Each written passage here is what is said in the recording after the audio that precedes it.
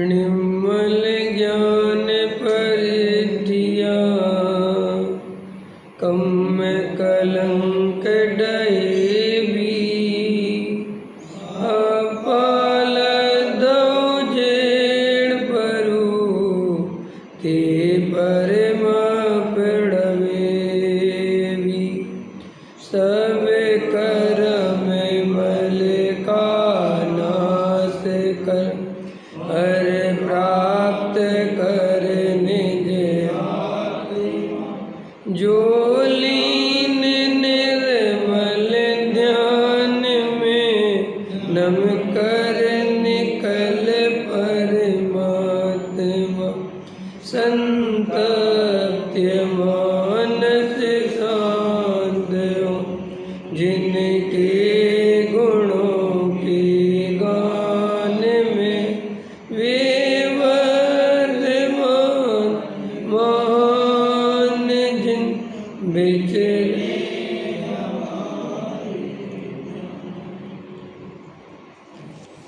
योग सार प्रवचन है। पृष्ठ क्रमांक 17 गाथा नंबर 10 पे चल रही चर्चा। एक और शुद्ध ध्रुव चैतन्य स्वरूप परमात्मा रूप उसे अपना मानना यह धर्म दशा हुई। इससे विरुद्ध मंदिर जाने का भाव, पूजा यात्रा के विकल्प ये विभाव दशा हुई। जहाँ तक पूर्णता नहीं होती वहाँ तक ये व्यवहार भाव आए बिना नहीं रहते, में मुझे लाभदायक नहीं है। ठीक है, ये अपन ने चर्चा की थी। तो वो क्या कहते हैं कि अपन तो एक शुद्ध ध्रुव चैतन्य स्वरूप परमात्म स्वरूप है, और ये जो विरुद्ध भाव हैं दया दान पूजा भक्ति के भाव, ये आत्मा के विभाव हैं, ये आश्रव भाव है, ये अपने स्वभाव नहीं है। समझ में आया? और ये जब तक अपन अपने स्वरूप में लीन नहीं होते हैं तब तक ऐसे शुभ अशुभ भाव भूमिका के अनुसार आते हैं। तो भूमिका के अनुसार भाव आते हैं वो अलग बात है, और ज़बरदस्ती भाव करते हैं वो अलग बात है। दोनों में अंतर है। क्या है कि ज्ञानी को तो ये भाव वास्तव में अपने आप आते हैं, और अज्ञानी को भाव अपने आप नहीं आते, वो ज्ञानी की नकल करता है। और जिनवाणी में लिखा हुआ है कि ऐसे भाव आते हैं, अब उसे आते तो नहीं है, लेकिन अगर वो नहीं करे तो उसे तो बहुत आग और लगे कि मैं तो बहुत ही अज्ञानी हूँ। तो वो बिना ही भाव आए बिना, समझ में आया? मंदिर का भाव आए बिना ही मंदिर आता है, पूजा का भाव आए बिना ही पूजा करता है। आया समझ में कि नहीं? क्योंकि ये भाव जो दया दान पूजा भक्ति के हैं, इस सम्यक दृष्टि को तो आते हैं सहज, वो उनको करता नहीं है बुद्धिपूर्वक, अपने आप ही उसे देव शास्त्र गुरु की भक्ति स्वाध्याय करने का राग, अपने आप, कोई नकल नहीं, किसी की देखा देखी नहीं, किसी को दिखाने के लिए नहीं, अंदर से अपने आप ही उसे भाव आता है। ठीक है, अब शास्त्रों में चूंकि उसे भाव आता है तो लिखा है कि ज्ञानी को भूमिका के अनुसार दया दान पूजा भक्ति के भाव आते हैं। अब अज्ञानी जीव वो जिनवाणी पढ़ता है कि वो तो दया दान पूजा भक्ति के भाव आते हैं, तो इसको आते नहीं हैं।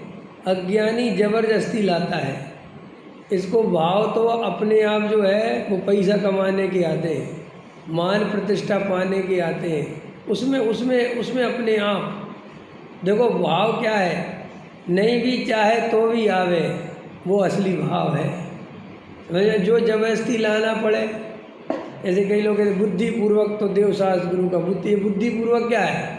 बुद्धिपूर्वक माने नहीं आ रहा है तो भी तुम जबरदस्ती जाके करो। समझ में, बुद्धि लगा के करो भैया, करना ही पड़ेगा।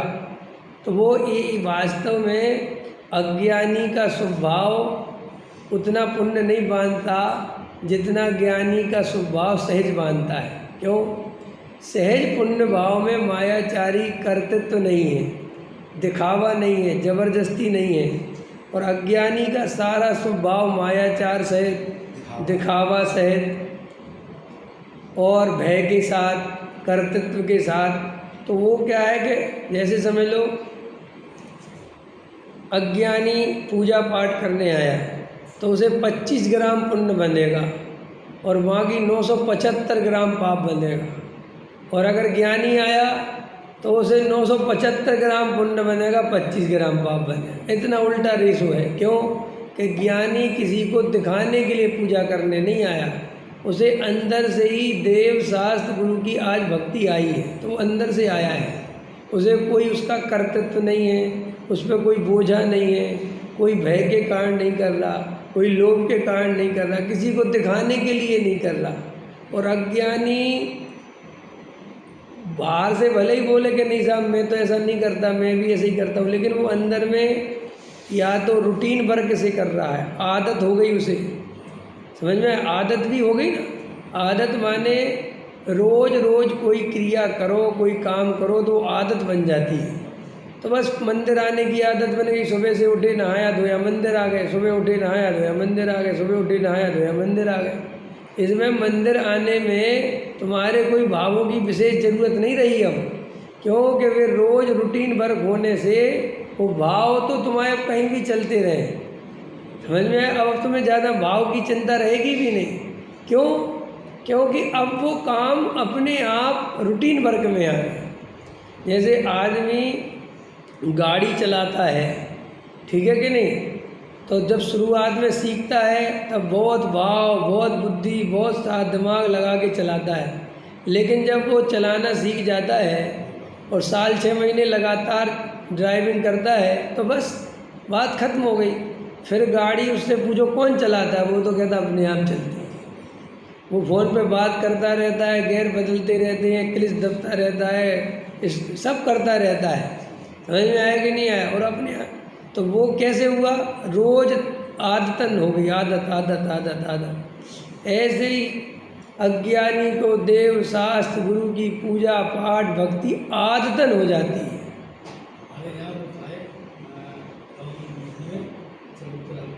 हाँ,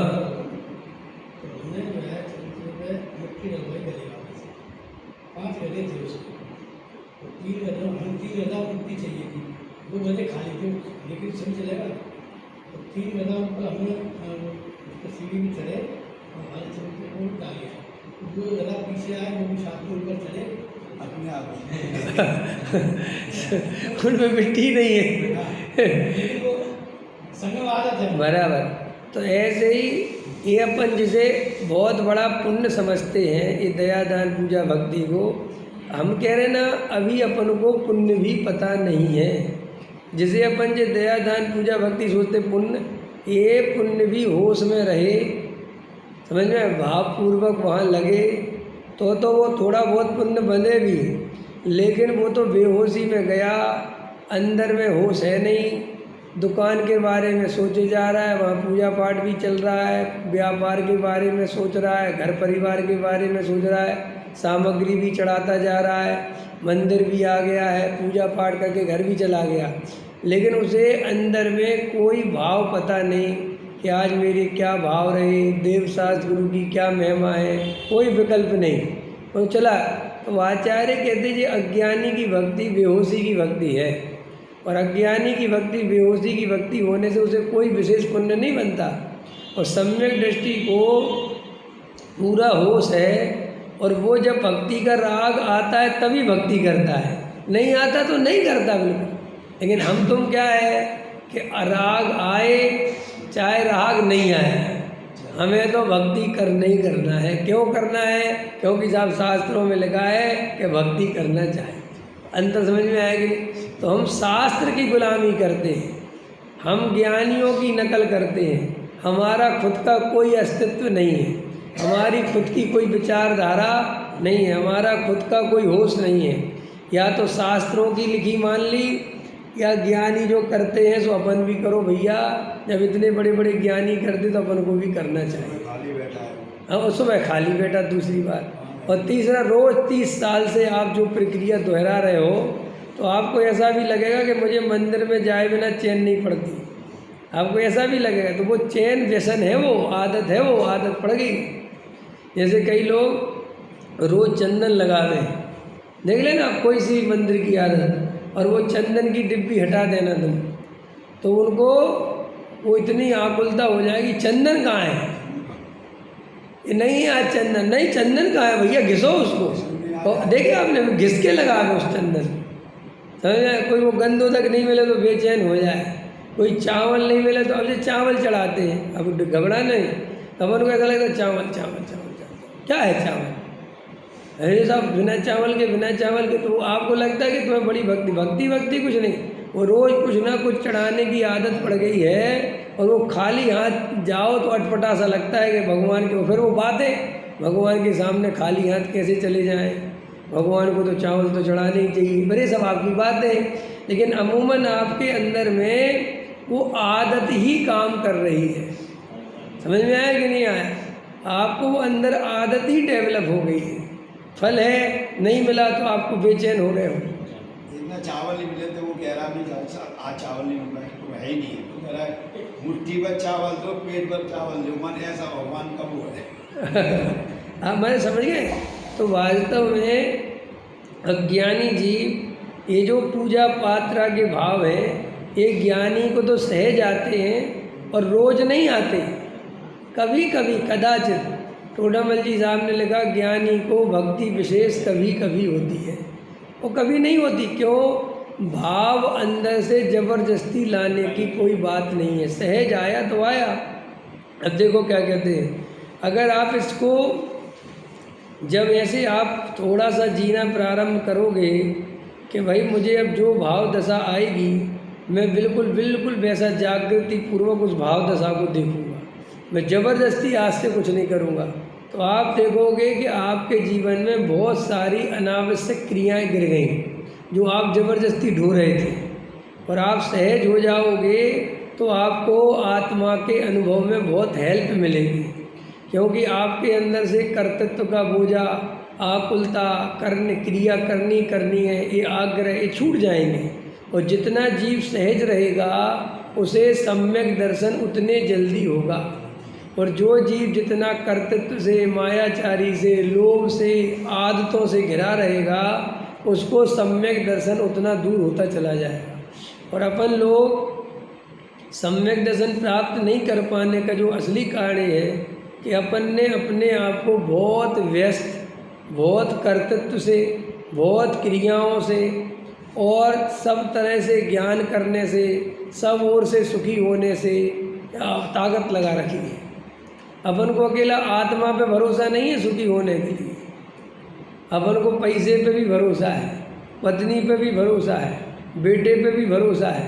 तो अपन आत्मा भी चाहते हैं और ये सब बने रहे ये भी चाहते हैं।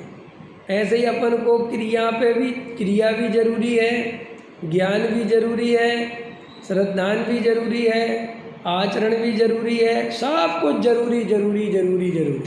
तो फिर क्या होता है, जब सब कुछ जरूरी है तो वो कर्तृत्व का भूत चढ़ा रहता है। नहीं समझ में? भाई पूजा तो करनी पड़ेगी, एक कर्तृत्व आ गया, दान तो देना ही पड़ेगा, दूसरा कर्तृत्व आ गया, भाई आचरण तो पालना ही पड़ेगा, तीसरा भाई बच्चों का ध्यान तो रखना ही पड़ेगा, भैया व्यापार तो करना ही पड़ेगा, भाई पत्नी बच्चों का ध्यान तो रखने, वो सब वो कर्तृत्व अंदर ही अंदर वो कहीं ना कहीं चलता है। और फिर वो ध्यान करता है आत्मा का तो वो ध्यान घटित नहीं होता, वो अनुभूति होती नहीं। फिर कहता है कि साहब आत्मा की अनुभूति होती नहीं। तो जिसने सब आवश्यक को आवश्यक माना, आवश्यक कितने होते हैं? एक, और अपन कितने पालते हैं? 6 नहीं पालते, 20 आवश्यक पालते हो, 20। हाँ समझ में आया? 6 की चक्कर नहीं है, 20। पत्नी भी आवश्यक, बेटा भी आवश्यक, व्यापार भी आवश्यक, शरीर का ध्यान रखना भी आवश्यक, समझ में आया कि नहीं आया? विषय भोग भोगना भी आवश्यक और समाज में प्रतिष्ठा सबसे बड़ा आवश्यक। चाहिए कि नहीं चाहिए? अब इतने आवश्यक पालता है, और वो जो देवशास्त्र गुरु वाले हैं वे तो भार है, असली वे भार है, वे आवश्यक, वो पालना पड़ता है। देव शास्त्र गुरु वाला आवश्यक, दया दान पूजा भक्ति वाला आवश्यक, व्रतशील संयम वाला पालना पड़ता है। पालना पड़ता है माने शास्त्रों में लिखा है कि नहीं पालोगे तो नरक चले जाओगे, सच्चे श्रावक नहीं कहलाओगे। और इसे तो क्या कहलाना है? सच्चा श्रावक। भयभीत है ना, तो भयभीत होने के कारण शास्त्रों की गुलामी करता है। शास्त्र में जो लिखा है जी हम तो करेंगे, शास्त्र में लिखा है जी हम तो करेंगे। अब अंदर करने का भाव है कि नहीं है? शास्त्र में लिखा है तो हम तो करेंगे। आया समझ में? तो देखो क्या कहते हैं, एक और शुद्ध ध्रुव चैतन्य स्वरूप परमात्म स्वरूप। पर ये जो ऊपर की लाइन है एक और, तो एक और माने ये मैं हूँ। जो ऊपर की जो लाइन है शुद्ध ध्रुव चैतन्य स्वरूप परमात्म स्वरूप, ये मैं हूँ, ये मेरा स्वरूप है, इसके अलावा मैं और कुछ हूँ ही नहीं। समझ में आया? इसके अलावा जो कुछ है वो मेरे से भिन्न है, और ये मैं हूँ। और जो मेरे से भिन्न है मैं उसका कर्ता भोक्ता नहीं हूँ। तो मैं काय का कर्ता भोक्ता हूँ? मैं अपना ही कर्ता भोक्ता हूँ। और अपना माने क्या? शुद्ध ध्रुव चैतन्य स्वरूप। और जो शुद्ध है उसमें करोगे क्या? जो ध्रुव है उसमें करोगे क्या? जो स्वभाव से ही चैतन्य है उसमें करोगे क्या? देखो, द्रव्य में कुछ हो नहीं सकता और पर्याय में कुछ कर नहीं सकते। अब बोलो क्या करना है, क्या चुनना है? भाई पर्याय चढ़े गए और उसमें तुम कुछ नहीं कर सकते। 100% कर सकते हो पर्याय में कुछ? अमित कर सकते कि नहीं कर सकते हैं? बदलने की कोशिश करते तो भी नहीं बदलती। क्या वो कोशिश करते हो तो अपने आप ही बदल जाती है? पर्याय में कुछ कर नहीं सकते और द्रव्य में कुछ करने की जरूरत नहीं। गजब की बात। और मज़ेदार बात है, जहाँ कुछ करने की जरूरत नहीं है, जो स्वयं परिपूर्ण है वो मैं हूँ। और जहाँ अपूर्णता है, भाई पर्याय में अपूर्णता है माने राग द्वेष है कैसा है, तो वहाँ तुम कुछ नहीं कर सकते। सिर्फ उनको भिन्न जानो, उनके नाश का यही उपाय है। तो ठीक है साहब, भिन्न जानेंगे तब तो राग द्वेष नष्ट हो जाएंगे। बताओ वज्र सेन जी, वीके जैन साहब, बोलो क्या बोला? दीदी, जब अपन भिन्न जानेंगे राग द्वेष को तब तो राग द्वेष नष्ट हो जाएंगे ना।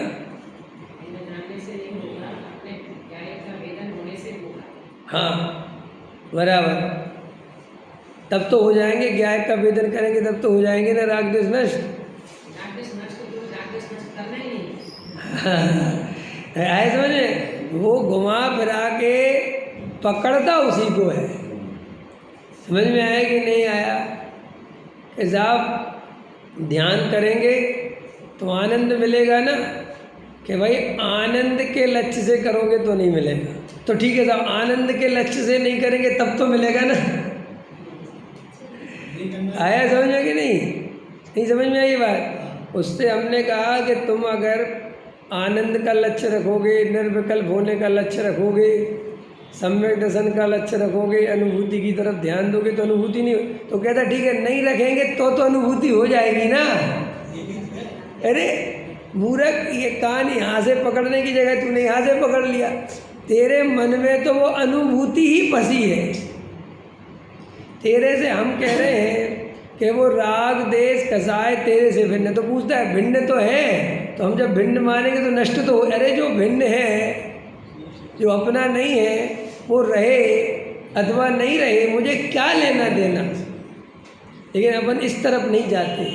अपन तो भिन्न भी करते हैं तो उसी के नाश के लिए, तो वो सच्चा भिन्नपना नहीं है। राग द्वेष का सच्चा भिन्नपना क्या है? बोलो, स्त्री पुत्र आदि मकान भिन्न है कि नहीं है? तो भिन्न है तो ध्यान तो रखना पड़ेगा ना। तो फिर भिन्न कहने की कीमत क्या बची?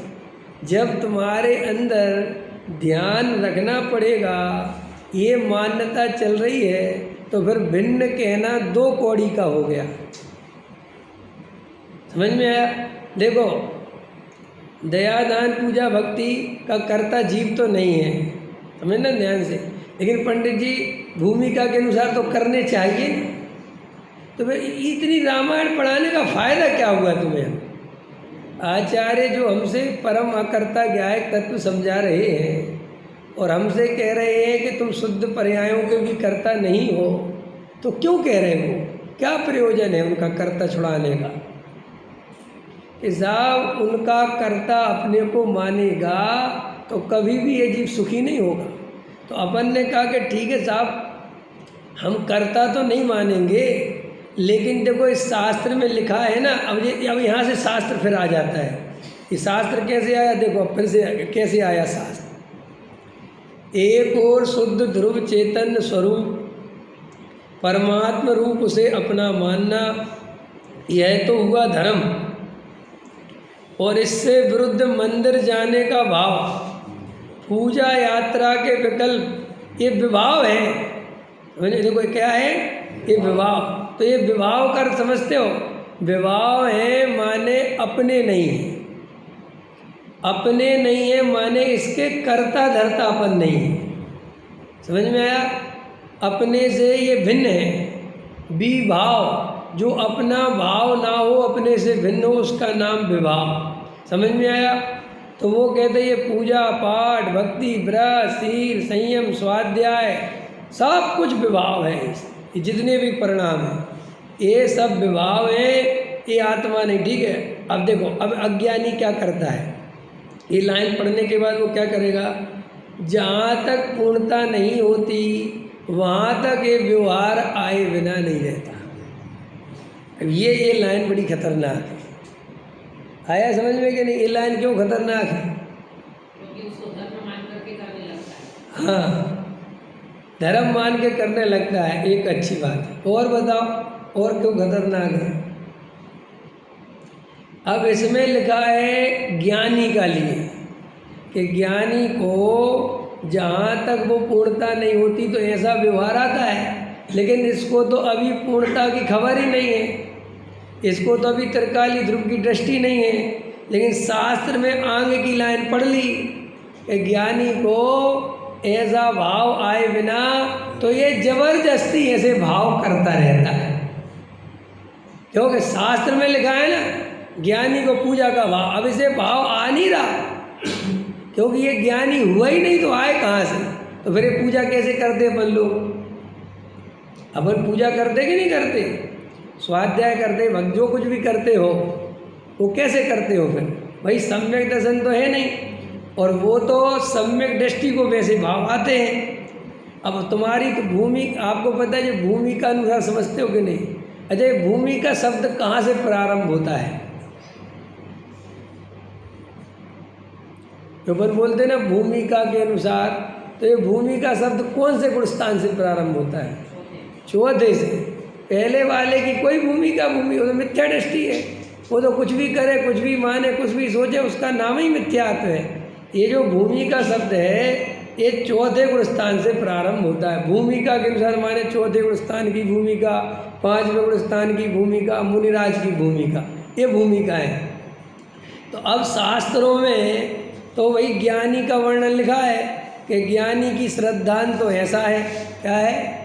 ज्ञानी का श्रद्धा तो ऐसी है, लेकिन उसको भूमिका के अनुसार राग भाव आए बिना तेरा। अब ये अभी ज्ञानी तो हुआ नहीं और दोनों चीज़ें पढ़ ली, तो क्या करता है कि श्रद्धान तो ऐसा रखना कि मैं पूजा पाठ भक्ति का करता नहीं हूँ, लेकिन परिणति में करना। आया समझ में? क्यों? क्योंकि ज्ञानी को भी होता है। तो वो सारा निर्णय, सारा आधार शास्त्र है, उसका स्वयं का कुछ भी उसके पास अनुभव नहीं है। अजय को बताओ खुद का अनुभव कैसे बने, अपना खुद का अनुभव कैसे बने,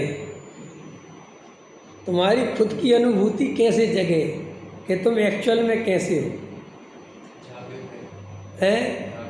जागृत रह के। और बोलो, अपने को ढीला छोड़ के, शास्त्रों से मुक्त होके, शास्त्रों का बंधन तोड़ के,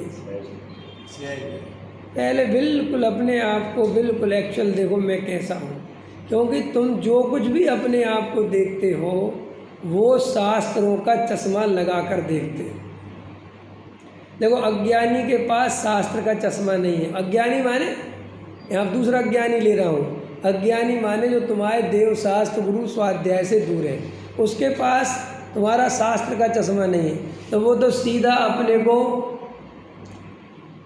पापी वापी जो समझ में आया, पुण्यात्मा दान कराया तो पुण्यात्मा, पाप कराया तो पापात्मा, वो अपने को तो बस इस पुण्य पाप वाला आत्मा देखता है। और मैं सेठ और मैं ऐसा और मैं दानवी, जो कुछ भी है उसको कोई तो उसने समय सार पढ़ा ही नहीं है, उसको द्रव्य दृष्टि पर्याय दृष्टि का कोई मतलब ही नहीं है, उसको निश्चय व्यवहार पता ही नहीं है।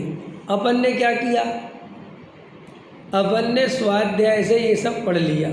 निश्चय से आत्मा कैसा है?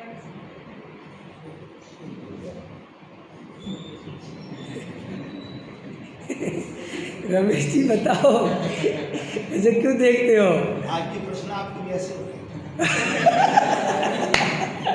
अरे यार रमेश जी, अरे यार हर दिन का टेस्ट अलग अलग होता है। कल एक भाई का फोन आया, बोले पंडित जी आपके प्रवचन में ना अलग अलग टेस्ट रोज आता है, आप रोज नए नए व्यंजन बनाते हो, बताओ जल्दी। आत्मा निश्चय नहीं से कैसा है? नहीं होते हैं? ये भी तुम शास्त्रों से पढ़ के कह रहे हो, ये भी हमसे ही सुन के कह रहे हो। ये भी अंदर में ऐसी भावासन नहीं हुआ। अगर वो भावासन हो जाए तो वो जीवन में सहजता आए। आप समझिए मैं क्या कह रहा हूँ? तो अब उसने क्या किया, शास्त्र पढ़ लिए, अब शास्त्रों से नए विभाग आदि सीख लिए। फिर द्रव्य दृष्टि से आत्मा तो शुद्ध है, ध्रुव है, चेतन है, स्वरूप है, परमात्मा स्वरूप है, राग आदि रूप होता नहीं। ये किससे? द्रव्य दृष्टि से, निश्चय नहीं से। और पर्याय में लेकिन ज्ञानी को भूमिका के अनुसार दया दान पूजा भक्ति का राग आए बिना रहता नहीं। अब इसको होना है ज्ञानी, अपन सबको क्या होना है? ज्ञानी होना है कि अज्ञानी होना है? ऐसा अज्ञानी तो है ही, ज्ञानी होना है। तो अब ज्ञानी होने के लिए दोनों बातों को पकड़ता है। कौन सी दोनों? वो व्यावासी है ना, ऐसे ही तो व्यावासी है। तो वो सोचता है निश्चय भी नहीं छोड़ना, अगर निश्चय छोड़ा तो भी मिथ्या दृष्टि रहूँगा। और ज्ञानी को दया दान पूजा भक्ति का राग आए बिना, इसलिए दया दान पूजा भक्ति भी नहीं छोड़ना, क्योंकि दया दान पूजा भक्ति छोड़ूंगा तो भी अज्ञानी हो जाऊंगा। सो दोनों को पकड़ता है। अब अपने अपने को चेक करो, दोनों को पकड़ा है कि नहीं। अब करो चेक। अब आपके पास हमने थर्मामीटर लगाया, चेकिंग करो कि साहब हमने तो नहीं पकड़ा। तो ये दया दान पूजा भक्ति का भाव हृदय से बताओ, अपने आप आता है कि परंपरा से, शास्त्र से पढ़ के और परंपरा हो गया और शास्त्र हो गया और क्या, देखा देखी और सामाजिक दृष्टि से, और रोज आने से वो आदत डेवलप हो गई, इसलिए आता है। आज आपको जो पूजा करके आए ना रमेश जी, अंदर से भाव आया था पूजा करने का कि पूजा हो गई। देखो अपने आप को चेक करो, आपको पूजा करने का घर में भाव आया, हाँ आज देव भगवान की पूजा करेंगे, आदिनाथ हो गए, सब भाव आया था कि कब नहा धो के मंदिर में आ गए, वहाँ पर सामग्री हो गई, चालू हो गया और करके आ गए।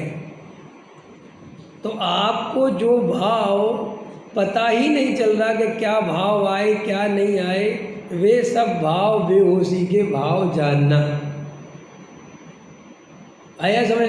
तो आप कहोगे कि अगर हम ऐसे करेंगे तो हम तो पूजा कर ही नहीं पाएंगे, भाई ऐसा तो हमारा हो नहीं सकता। तो बस यही है असली जड़।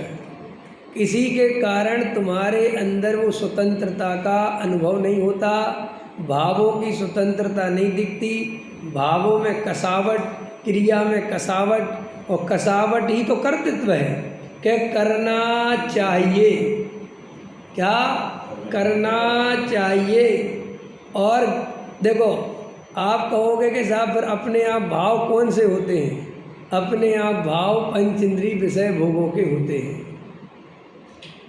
अपने आप भाव आपको कमाने के धमाने के होते, प्रतिष्ठा पाने के होते। वो किसी शास्त्र में नहीं लिखे हैं। शास्त्र में तो उल्टा लिखा कि मान आदि का पोषण नहीं करना, प्रतिष्ठा के लिए नहीं दौड़ना, लिखा है ना। पंच इंद्रिय के विषय भोगों में कोई सुख नहीं है, नहीं फिर भी तुम मानते नहीं, वो है तुम्हारा असली भाव। और ये पूजा पाठ का भाव, ये तो 1 मिनट में जरा सा कोई कहे तो ठीक है हम तो नहीं करते कल से, समझ में आया? कई लोग कहते कि साहब पहले बहुत पूजा करते थे, जब से आपका प्रवचन सुना हमने छोड़ दी। तो वो सारा आरोप किस पे लगाते हैं? मेरे पे। तो इसलिए तो मुझे लोग स्वच्छंदी कहते हैं, इनका सुनोगे तो स्वच्छंदी हो जाओगे। तो मैंने कहा यार तुम्हारी पूजा इतनी कमज़ोर, इतनी थर्ड क्वालिटी की पूजा करते थे तुम, कि मैंने कहा और तुमने छोड़ दी। तो मैंने तो विषय व्यापार छोड़ने को भी कहा, अशुभ भाव छोड़ने को भी कहा, वे क्यों नहीं छोड़े? कि भैया वे तुझे एक्चुअल में थे, और ये वाले भाव तू जबरदस्ती कर रहा था, तू तो मौका ही देख रहा था कि कोई ऐसा दमदार सा आदमी मिल जाए।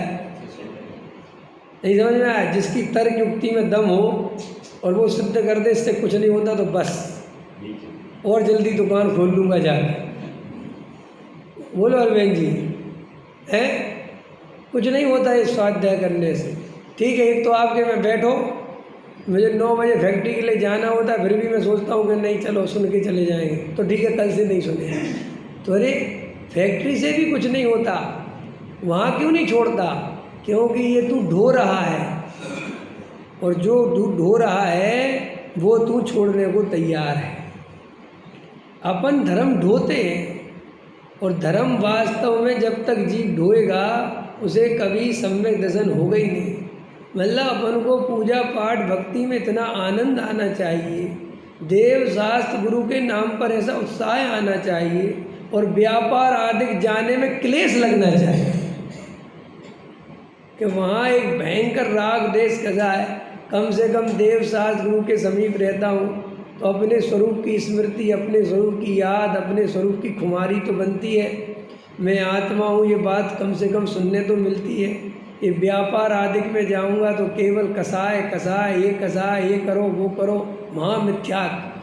तो श्री गुरु कहते हैं कि अज्ञानी जीव शास्त्रों की गुलामी कर करके धर्म करता है, और जो जीव शास्त्रों के आधार से ही जीता रहेगा, स्वयं के अंदर में नहीं झांकेगा, स्वयं की अनुभूति नहीं देखेगा, केवल भावुकता में जिएगा, तो कुछ होने वाला नहीं है। देखो भावुकता कभी अच्छी नहीं होती, चाहे वो भावुकता कितनी ही उच्च क्वालिटी की क्यों ना हो। समझ में आया? आपकी गुरु के प्रति बहुत बहुत भक्ति है, बहुत भावुकता है, तो जैन धर्म उसे अच्छा नहीं मानता। जैन धर्म कहता है ये तुम्हारी ज़्यादा कमजोरी है जो तुम इतने भावुक हो। समझ में आया कि नहीं आया? देखो कभी कभी ऐसे फ़ोन आ जाते ना कि हमारे गुरुजी की कोई बुराई करता है हमसे ही। समझ में आया कि नहीं आया? कि तुम्हारे गुरुजी है, हाँ अच्छी ठीक है, हमें तो कोई तकलीफ़ नहीं होती, क्योंकि हमारे गुरुजी सिखा के गए कि गुरु के पीछे कभी झगड़ा नहीं करना। भाई गुरु तुम्हारा गुरु हूँ मैं, वो दूसरे का गुरु नहीं हूँ, और अगर वो गाली दे तो दे जाए, क्या करना। भाई तुझे मेरा गुरु नहीं पसंद आया तो तू जान कि नहीं तुम्हारे गुरु अच्छे नहीं, ठीक बिल्कुल अच्छी, लेकिन हमें उससे भावुक हो गया, अरे समझ में आया कि नहीं आया? डॉक्टर साहब हमेशा विद्यार्थियों को समझाते थे, कोई मुझे गाली दे तो तुम उसे गाली मत देना, कोई स्मारक के बारे में भला बुरा कहे तो कहने देना। समझ में आया? एक बार तो ऐसी नौबत आ गई कि स्मारक पे हमला। समझ में आया? तो डॉक्टर साहब ने लड़कों से कहा अपने अपने कमरे में जाओ। बोले नहीं साहब, हमारे स्मारक में कोई आँख उठा के देगा हम। तो उन्होंने कहा कि भैया हम बैठे क्या? समझ में आया कि नहीं आया? बोले क्यों? बोले हम तुम्हारे माँ बाप से तुम्हें युद्ध लड़ाने के लिए नहीं लाए थे, यहाँ शास्त्री विद्वान बनाने के लिए लाए थे कि साहब अपने मंदिर पे हमला कर देने दो, एक प्रतिमा तोड़ेंगे हम 10 बनवा देंगे, नहीं और बढ़िया पंच कल्याण कराए। लेकिन अगर तुम्हें कुछ हो गया तो तुम्हें कहाँ से लेके आएंगे? हाँ, इसलिए अपन को तो गाली का जवाब, गोली का जवाब गाली से भी क्या ले। भाई हमारे गुरु की कोई निंदा करे, करने। कितने लोग गुरुदेव कांची स्वामी के बारे में बहुत अनर्गल बोलते हैं, उल्टा सीधा बोलते, बोल रहे ठीक है, हमें क्या लेना देना भैया। हमारा गुरु तो उत्तम क्षमा का धारी है और हम उसके शिष्य हैं, तो हम भी उत्तम क्षमा के धारी होने चाहिए कि नहीं? कि नहीं? जो हमारा खून उबलता है मत उबलाओ खून उबलने से कोई फायदा नहीं। समझ में आया? शांति से, संतोष से, आनंद से अपना कार्य करो। तो अज्ञानी को इस शास्त्र का पक्ष हो जाता है, गुरु का पक्ष हो जाता है, और सारे पक्ष हमें आत्मा के अनुभव में बाधक है, याद रखना। गुरु का पक्ष नहीं होना चाहिए, गुरु के प्रति प्रेम होना चाहिए, वात्सल्य, भक्ति, मतलब पक्ष नहीं। पक्ष गलत चीज़ होती, पक्ष आपको अंधा करता है। अगर आपको किसी के प्रति पक्ष हो गया तो फिर आप उसकी अंधी भक्ति में चले जाओगे, और अंधी भक्ति में नहीं जाना कभी भी। देखो गुरु है और वो 6 उपसम ज्ञान का धारी है और अभी पूर्ण चारित्र को प्राप्त तो नहीं हुआ, तो गुरु के अंदर भी अभी कमजोरी है, और कमजोरी है तो उसके अंदर औदिक भाव है कि नहीं? अब औदिक भाव है तो वे औदिक भाव धर्म नहीं है, वे सब अधर्म है। लेकिन अपन जब पक्ष में पहुंच जाते हैं तो उसके औदिक भाव की भी तारीफ करते हैं। आया सब, वो अपनी गलती है। औदिक भाव प्रशंसा के योग्य नहीं है, चाहे वो किसी भी तरह के हो। जब तुम्हारे गुरु जी को आश्रम बनाने का भाव आ गया तो अच्छा भाव नहीं है। अब अपन क्या करेंगे? अपने गुरु जी हैं, अपन क्या करेंगे? उनके उस भाव को अच्छा सिद्ध करने में लगेंगे। देख लेना, करोगे कि नहीं? कैसे करोगे? कैसे करोगे? अरे हमारे गुरुजी तो बहुत निष्ठयी हैं, उन्हें तो कोई आश्रम की ज़रूरत नहीं है, वे तो वास्तव में बहुत अंदर रहते हैं। ये तो जो है उनको भाव आया, ये तो समाज के भले के लिए आया। समझ में आया? वे चाहते नहीं, वो तो उनका ऐसा उदय है कुछ पुण्य का कि अपने आप पैसा आता है। अब ये सब तुम लीपा पोती करने में लगे हो। और अगर तुम ईमानदार शिष्य हो तो सीधा कहो ये उनका राग है और ये उनको दुखदाई है, चाहे वे हमारे गुरु जी हो चाहे किसी के गुरु जी। नहीं समझ में आया? अब मुझे मान के चलो कोई संस्था बनाने का राग आ जाए और मैं तुम लोगों से जिस दिन अनाउंसमेंट करूँ ना, उसी दिन समझ जाना कि विवेक दुखी होने वाला है, गया काम से। आया समझ? ये मत कहना विवेक जी बहुत बढ़िया, नहीं उनका तो भाव बहुत अच्छा है, कोई दम नहीं, सब ये अपन पक्ष में आकर अंधी भक्ति कब करने लगते अपन को पता ही नहीं चलता। अंधी भक्ति करना ही नहीं किसी, क्यों करना भाई? हमें गुरु से ज्ञान मिला, हमने ले लिया। अब गुरु चूंकि अभी केवल ज्ञानी नहीं है, अभी पूर्णता को प्राप्त नहीं हुए और उनके कर्म बंधे हुए हैं, तो उदय में आएंगे, उसमें हम क्या कर सकते? उसमें तुम और हम क्या कर सकते? नहीं आ सकते।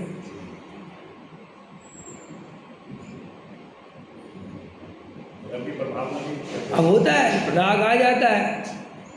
गुरुदेव वो वहाँ गए नैरोबी, और वहाँ के वे नहीं माने वे लोग, और जबरदस्ती उनके मुंह से कहलवा लिया, नहीं समझा? और उनने कह दिया तो वो कह दिया तो वो अच्छा नहीं था। वो जो औदिक भाव है वो बहुत नुकसानदायक हुआ ना, क्योंकि वो आरोप प्रत्यारोप का कारण बन गया। अब कोई कहता नहीं नहीं उनका, भैया कुछ भी हो, वो राग आया ना, राग किसी कीमत पे अच्छा नहीं माना जाएगा। अपने बारे में कहने का राग आ गया ना, वो अच्छा नहीं माना जाएगा। देखो विष्णु कुमार मुनिराज,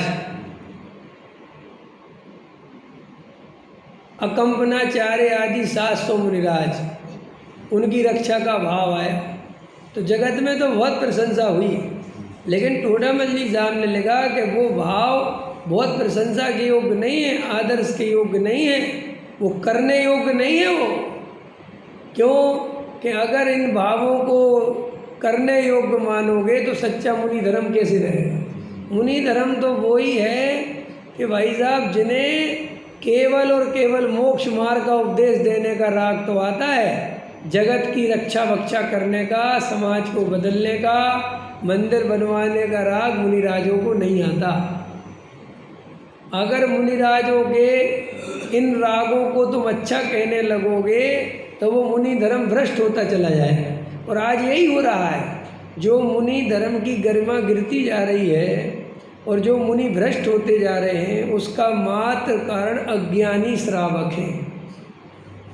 क्योंकि जे अज्ञानी श्रावक उन मुनिराजों की जबरदस्ती उन अधिक भावों की प्रशंसा करते रहते हैं, उन्हें भयंकर मान सम्मान देते रहते हैं और उनकी बड़ी बड़ी सिंहासनों पे बैठे तो उनको और वो चस्का बढ़ जाता है।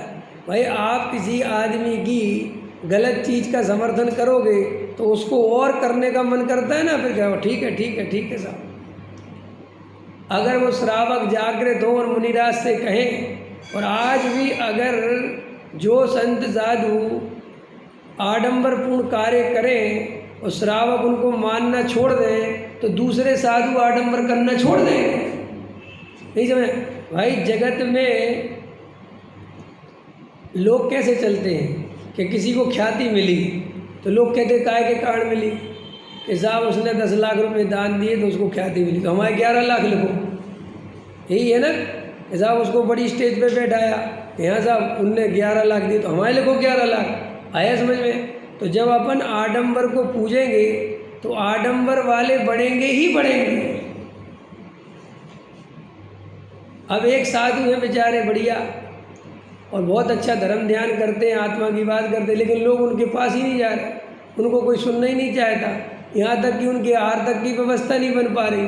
और एक दूसरा जो आडंबरपूर्ण साधु है, जो एकदम राग देश से लिप्त है, उसके भाई साहब 100-200 चौके लग रहे हैं और उसके चैनल पे प्रवचन चल रहे हैं, उसके पीछे जनता दौड़ रही, करोड़ों रुपए का दान आ रहा। अब वो जो दूसरा साधु है वो धीरे धीरे क्या सा हो जाएगा, हो गएगा भैया ये जगत ही उल्टा है। अब क्या करें, अपन को भी तो व्यवस्था तो देखनी है, घर जोड़, तो वो भी उसी राह पे चल जाएगा हैं। हाँ वो तो असली में तो उदय है ही निमित्त रूप से, लेकिन बाहर में जो बहिरंग निमित्त है वो आडंबर कभी भी धर्म नहीं हो सकता, धर्म का कारण नहीं हो सकता। लेकिन जब वर्तमान पंचम काल में चूँकि आप प्रभावना और कुगुरुओं का बहुत बोला बाला रहेगा, शास्त्र में आया ये सब, केवली ने बताया, तो ये कुगुरुओं का बोला बाला अज्ञानी श्रावकों के कारण ही रहेगा। जितना जीव अज्ञानी रहेगा उतना कुगुरु बढ़ेगा। तो मैं ये बात काहे के लिए समझा रहा था कि अपन को भावुकता नहीं चाहिए। अगर अपने गुरु में कोई राग है, औदिक भाव है, तो उसे जानना चाहिए कि दोष है। ये नहीं कि गुरु की भक्ति में आके उसके सब दोषों को ढकते चले जाओ, नहीं, दोष है तो दोष है। और दूसरी बात, गुरु की भूमिका है, क्या कहा मैंने वैसे जी, सुनो, गुरु की भूमिका भी है। जैसे हमें अभी गृहस्थ, तो हमारी एक अलग भूमिका है, और अगर हम त्यागी वृत्ति बन जाएं तो हमारी अलग भूमिका है, और हम साधु बन जाएं तो हमारी भूमिका अलग है। तो वो दोष भी भूमिका के योग होना चाहिए। नहीं समझ में आया? अगर कोई ब्रह्मचारी जी हैं और वे किसी स्त्री की तरफ देखें अथवा कुशील का सेवन करें और कोई कहे कि इनका औदिक भाव है जी, नहीं, ये नहीं चलेगा। अब जो औदिक भाव है तो ये ब्रह्मचर्य बना छोड़ो, अब तुम नीचे आ जाओ बिल्कुल। आया समझ में कि नहीं? पकड़ में आ रहा क्या कह रहा हूँ मैं? मतलब वो औदिक भाव भी उतना ही होना चाहिए उस भूमिका में। ये नहीं कि साहब औदिक भाव है और हम दोस्त तो मान लेंगे लेकिन हमारे तो गुरु जी हैं तो चल लेते, नहीं नहीं, ये नहीं चलेगा। अगर वो उस राग वो अनर्गल है वो, तो फिर उस राग को स्वीकार। जैन धर्म बड़ा बारीक सूक्ष्म धर्म है। जैन धर्म जैसा धर्म नहीं दुनिया में। माने हम जिस गुरु को बहुत मान रहे थे, सुनो ध्यान से, मरे पूज रहे थे खूब, और वो गुरु कपड़ा पहन ले तो क्या करोगे? क्या करोगे? कपड़ा पहन ले वो गुरु तो क्या करोगे? मानोगे उसे? अब जैसे अभी आसाराम बापू चले गए थे जेल यात्रा, तो अभी उनके भक्तों ने उन्हें जेल में भी पूजने से नहीं छोड़ा। समझ में आया कि नहीं आया? उनकी सारी बातें आ गई, सब कुछ आ गया, सजा हो गई, तो अभी छोड़ा नहीं ना लोगों ने उनको। नहीं नहीं साहब, जैन धर्म ऐसा बिल्कुल नहीं। जैन धर्म में अगर गुरु गलती करेगा तो उसी समय उसका पूज्यपना नष्ट हो जाएगा। हमारे यहाँ पर अंधी भक्ति, भावुकता, परंपरा ये है ही नहीं। जैन धर्म बिल्कुल भी परंपरावादी दर्शन नहीं है। ये लोगों को समझ में नहीं आता। क्यों नहीं आता? क्योंकि वो अनादिकाल से चलने के कारण अपने आप ही परंपरा तो बनी जाएगी ना, लेकिन है परंपरावादी बिल्कुल नहीं। जैन धर्म बिल्कुल न्यूतन, सदा काल पुराने से पुराना और नया से नया। हमारे यहाँ अभी मैं हूँ ना, तो देखो तुम लोग मेरे साथ ऐसा व्यवहार कर रहे हैं जैसा करना चाहिए, और अभी मैं मुनिराज बन जाऊँ तो तुम लोग नमोस्तु करो। तो तुम ये नहीं कह सकते है इसे कैसे नमोस्तु करो, तुम्हारा लंगोटिया यार है कि ये नहीं चलेगा। अब उसने उस योग्य जो आचरण लिया है, जो पद लिया है, तो उसको नमस्कार करना। हमारे यहाँ पिता भी अगर पुत्र मुनिराज बन जाए तो कमजोर नमोस्तु करता है कि बराबरी किस करता है? कि नहीं साहब मेरा बेटा है, खत्म हो गई बात। जो बेटे वाला काम था वो खत्म हो गया, और वो ही बेटा धोती पहन के आ जाए वापस घर में तो बात फिर खत्म हो गई। समझ में आया? देखो यही तो जैन धर्म की विशेषता है। जैन धर्म में कोई किसी की गुलामी करता ही नहीं। जैन धर्म में कोई किसी के पीछे दौड़ता ही नहीं। जैन धर्म तो कहता है तुम स्वयं भगवान हो। कि महाराज मुझे किसी न किसी पीछे दौड़ने की आदत है, तो अपने पीछे दौड़ो। दिन भर अपने गायक की अनुभूति करो। दिन भर अपने को परिपूर्ण शुद्ध ध्रुव तत्व देखो, पर्यायों से भिन्न देखो। ये ही जैन धर्म की असली साधना है, और कोई साधना नहीं है। अरे जो अन्नमति होते हैं वहाँ वो गुरुओं के पीछे दौड़ते हैं कि क्यों? कि गुरु के साथ रहेंगे तो तंत्र मंत्र की विद्या सिखाएगा। समझ में? और वे जो तंत्र मंत्र वाले गुरु होते हैं वो ऐसी आसानी से नहीं सिखाते। 20 साल पहले उनकी सेवा करो, उनके पीछे दौड़ो, और जब बिल्कुल जाने की बारी आ जाती है तब फिर कहते चलो अब तुझे बताते हैं। तो वो तो मंत्र तंत्र के लालच में लगा रहता है। जैन धर्म का गुरु तो ऐसा होता है कि पहले दिन शिष्य आया और पहले दिन आत्मा का दर्शन करा दिया। ये नहीं कहता तुम 10 साल हमारे पास रहो, वो तो कहता ये दर्शन करो जाओ। समझ में? फिर साहब आचार्य संघ होता है, तो आचार्य संघ में भी वो परंपरा है गुरु शिष्य की, लेकिन वहाँ कोई गुरु शिष्य पर अपना दबाव डालता है या कुछ करता है, ऐसा बिल्कुल नहीं है। सहजता से सब मुनिराज अपना अपना ध्यान करते हैं, अपने अपने ध्यान में रहते हैं, अपनी सामाएँ करते हैं। फिर मुनिराज आचार्य संघ में, समझ में, तो वहाँ पर निरंतर ध्यान में लीन नहीं रह सकते। समझ में? तो ज्ञान करते हैं। तो ज्ञान संघ में रहकर जो ज्ञान में साधु प्रवीण हैं, आचार्य मुनिराज शास्त्रों के मर्मज्ञ होते हैं, तो वहाँ वो पढ़ते हैं, पढ़ाते हैं। फिर आहार आदि के लिए जाते हैं, तो वहाँ पर कोई दोष लग गया हो तो गुरु के पास जाके, अब क्योंकि अपने दोष कहने के लिए भी तो चाहिए कि हम बता सकें कि हमारे ये दोष लग गया, तो वो गुरु प्रायश्चित आदि देते हैं। और संग में मुनिराज सुरक्षित रहते हैं। क्या है, संग में सुरक्षित क्यों रहते हैं? एकांत प्रवृत्ति स्वच्छंद प्रवृत्ति बनती है, समझ में। और सबरे जो है भावलिंगी तो हो नहीं जाते, ये भी खतरनाक बात बोल रहा हूँ, समझा। ये मत सोच लेना कि सबके सब हो जाते हैं।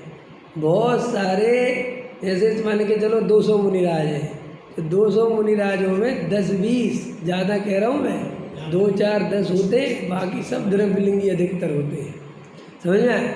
लेकिन वे मंद कसाई होने के कारण और मुनि धर्म अंगीकार करना चाहते तो उन्हें मना नहीं करते, समझ में आया। विषय कसायों के भाव नहीं है, पर तो सहज उनकी कसाई की मंदता है, समर्पण है, तो रहते हैं। और वहाँ पर शास्त्र अभ्यास आदि करते हैं, तो उनमें से कई वापस मुनिराज, सच्चे मुनिराज होते, भावलिंगी हो जाते हैं। तो ऐसी परंपराएं चलती हैं।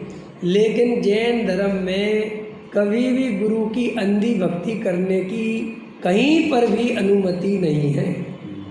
और आज वर्तमान में जैनी अज्ञानी होने के कारण अंध भक्ति में लगे हुए हैं, समझ में आया।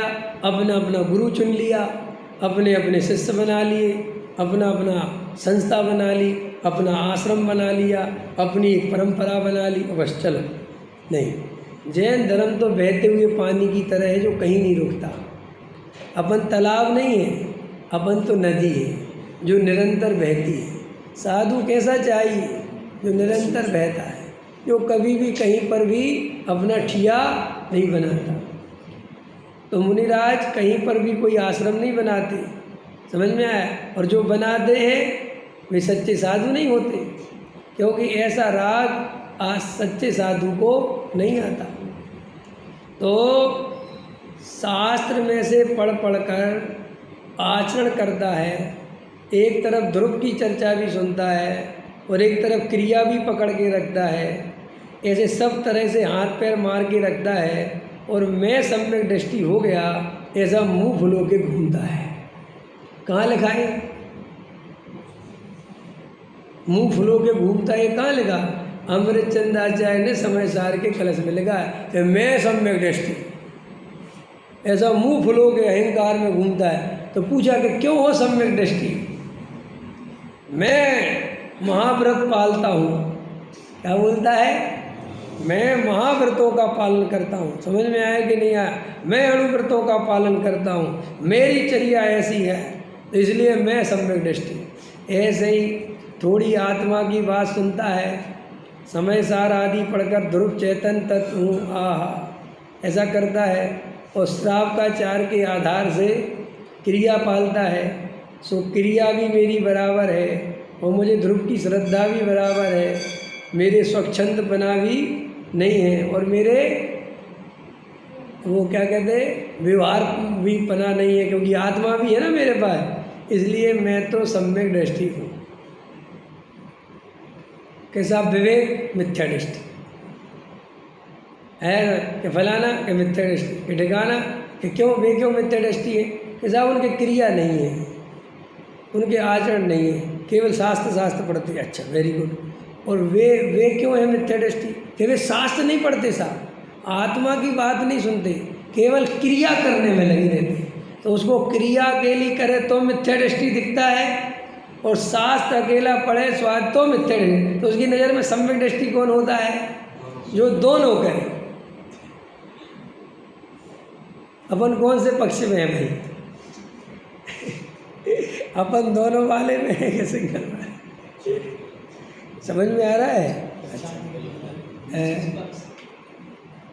क्या समझ में आ रहा है? दोनों करना चाहिए नरेश जी के नहीं? अच्छा, निष्पक्ष, ठीक है। तो निष्पक्ष में क्या करना चाहिए? अरे कुछ नहीं करना चाहिए। अरे निष्पक्ष में कुछ नहीं करना चाहिए, न स्वाध्याय करना चाहिए, न क्रिया करना चाहिए। सहज, तो सहज एक हो, सहज और एक नहीं हो तो एक सहज हो, एक मैंने स्वाध्याय तो हो, ध्रुव की चर्चा तो सहज हो, लेकिन पूजा पाठ नहीं हो तो चलेगा? अच्छा, और पूजा पाठ हो और स्वाध्याय नहीं करे तो भी चलेगा, सब चलेगा, अनेकांतवाद है भाई, सब चलेगा, ऐसा नहीं है। पहली बात तो ये है कि जैन धर्म में दूसरे को जजमेंट करने की मनाही है, नथिंग जजमेंट, हमें कोई लेना देना नहीं। आप सम्यक दृष्टि हो कि आप मिथ्या दृष्टि हो, इसमें अगर मैं अपनी इतनी सी भी बुद्धि खर्च करता हूँ तो मेरी बुद्धि व्यभिचारिणी है। तो साहब हमें किसी को मानना हो तो क्यों मानना किसी को सम्यक दृष्टि है मिथ्या दृष्टि? नहीं साहब, अब मान के जब हम आपसे पढ़ते हैं तो हम आपके बारे में क्या माने? कुछ मत मानो, क्यों मानने की जरूरत क्या है? वो हमें आत्म तत्व स्वाध्याय सुनाते हैं, वेद ज्ञान की बात बताते हैं, हमें तो बहुत अच्छा लगता है, बहुत बढ़िया लगता है, आनंद आता है। ये सब विवेक मिथ्या दृष्टि हुए, हमें क्या पता, केवली जाने और वे जाने, अंतर समझ में आया कि नहीं आया। हमें दूसरे के सम्यक दर्शन का जजमेंट नहीं कर, यहाँ तक कि मुनिराज के भी कोई हमें भावलिंग का जजमेंट करने की अनुमति नहीं है कि तुम उनकी टॉर्च लेके घूमते फिरो उनके पीछे। तो साहब क्या करना चाहिए? सच्चा उनका क्रिया हो, यथा योग जो मुनि का भूमिका के अनुसार 28 मूल गुण का पालन हो, राग देश ना करते हो, वीतराग भाव से रहते हो, बस खत्म। अब वे अंदर में कितने सच्चे हैं, 3 कसाए गई के 2 गई के 1 गई के मिथ्यात्व में है, ये सब हमारे माथे कोई सल नहीं है। तो फिर कोई कहेगा आप लोग तो सबसे ज़्यादा टॉर्च लेके घूमते। नहीं, हम टॉर्च लेके नहीं घूमते, हम तो जब वो बाहरी आचरण ही सही नहीं दिखता, जब वो आडंबरपूर्ण ही जीवन दिख रहा है, तो इतने से समझ में आ जाता है कि जब बाहर ही इतनी कहानी खराब है तो अंदर की कहानी के बारे में क्या सोचें। लड़की के लिए लड़का देखने गए, अपनी लड़की के लिए लड़का देखने गए और जा ही रहे थे, और आपने किसी को बताया कि यार हम उनका लड़का देखने जा रहे हैं, बोले वो तो कर्जे में डूबा हुआ है और लड़का शराबी, और जे रही उसकी फ़ोटो और जे रहा उसका वीडियो, फिर भी जाओगे देखने के लिए कि अब क्या जाएं, अब क्या भाई, अब ये क्या बचा देखने के लिए? आया समझ में कि नहीं? ऐसे ही जो साधु बाहर में ही भ्रष्ट हैं, अब हम उनका अंदर देखने क्या जाएं? आया समझ में कि नहीं? तो एक तो शास्त्र के अनुसार मत चलो, शास्त्र में जो लिखा है उसे अनुभव से प्रमाण करो। समझ में आया? अनुभूति से जीना सीखो। मेरे को ध्रुव की श्रद्धा हुई कि नहीं हुई, मेरे को अंदर जो दया दान पूजा भक्ति के भाव जोर से आते हैं, जोर समझ गए, माने भार करके परंपरा से करने से आते हैं कि वास्तव में अपने आप आते हैं। समझ में आया? मैं मंदिर रूटीन वर्क नहीं बनाऊंगा, मुझे अंदर से भाव उठता है कि नहीं, ये चेक करूंगा। मैं स्वाध्याय किसी में दिखाने के लिए नहीं बैठूंगा, मुझे अंदर से स्वाध्याय सुनने का भाव आता है कि नहीं, देखो चेक करो। जब आप इस तरह से पूरा अपना जजमेंट देखेंगे तो आपको अपने आप दूध और दूध का दूध पानी का पानी होता चला जाएगा कि एक्चुअल मेरी स्थिति क्या है।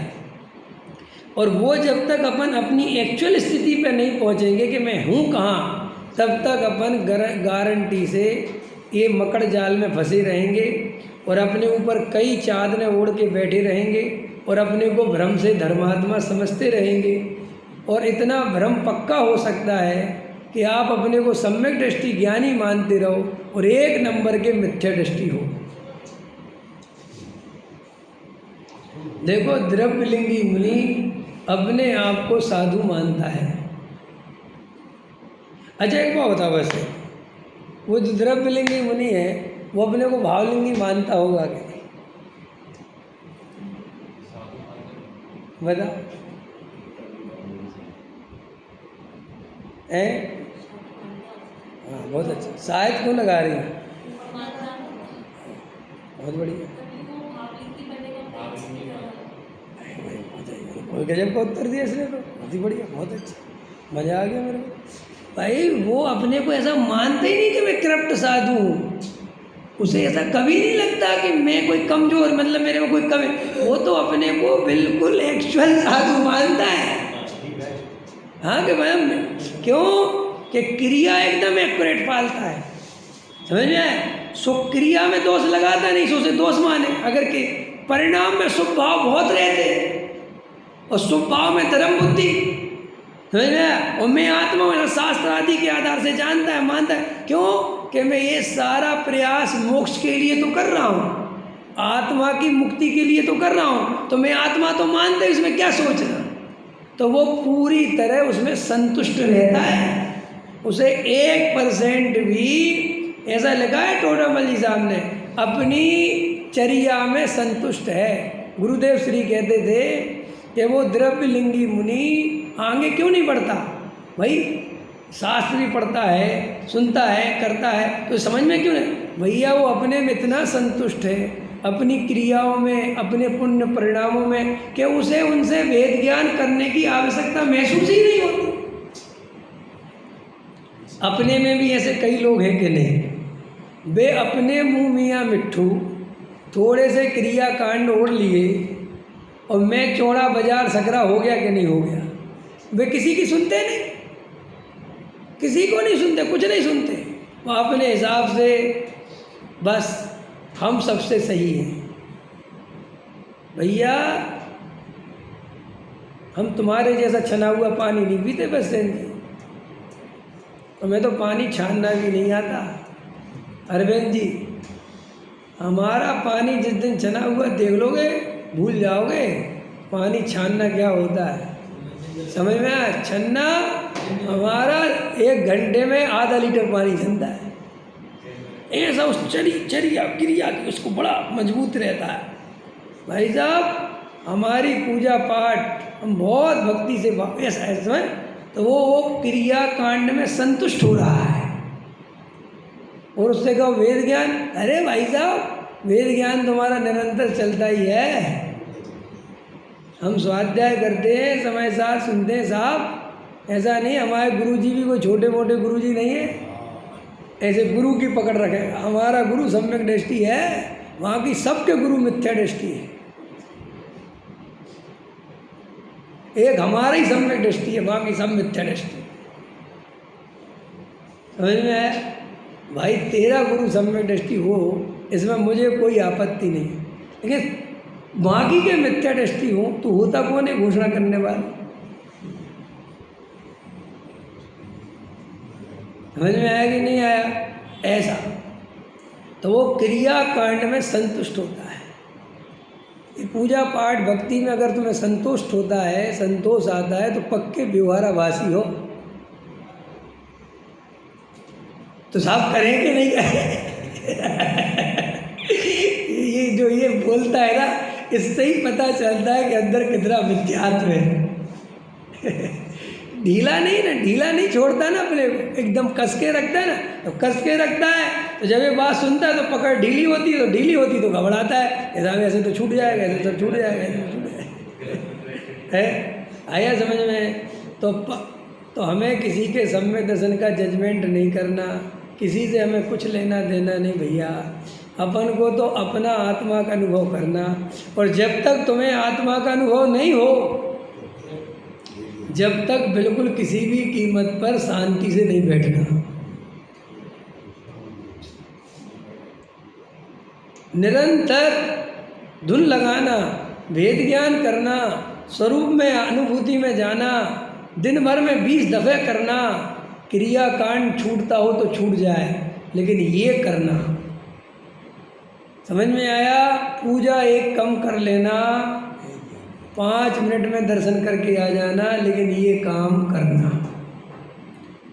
कि साहब हमारे पास सुबह सुबह का टाइम रहता है, दिन भर तुम्हें फैक्ट्री में, तो कोई बात नहीं, तुम 5 मिनट भगवान को लगाओ, और जो 45 मिनट बचे वो ध्यान में लगाओ, क्योंकि भगवान कुछ लेने देने वाला नहीं है। चाहे भगवान के 45 मिनट लगाओ, चाहे 1 घंटा लगाओ, भगवान कुछ नहीं करने वाला। जो कुछ करना है वो तुम्हें स्वयं ही करना है। समझ में आया। तो 5 मिनट क्यों लगाए ना भगवान के, कि उनने ये मार्ग बताया, ये तत्व बताया, तो उपकारी का उपकार नहीं भूलना। समझ में आया। उनके प्रति वो भाव और उनके जैसी दशा चाहिए ना, तो उनको देखकर वो लक्ष्य याद आ जाए और अपने लक्ष्य में चले जाए, बस। और वो तुम 1 मिनट में भी कर सकते हो, आधा मिनट में भी कर सकते हो, और नहीं करना चाहो तो सिद्ध चक्र विधान रख दो और 12 बजे तक बैठे रहो और उनके सिद्धों के गुण गाते रहो, तो भी कुछ होने वाला नहीं है। जो करने वाला है वो जिन दर्शन कर निज दर्शन 1 मिनट में कर लेता है, और जो नहीं करने वाला है वो दिन भर ही जिन दर्शन कराते रहो तो भी उसे निज दर्शन होने वाला नहीं है। विचार करना। सहजानंद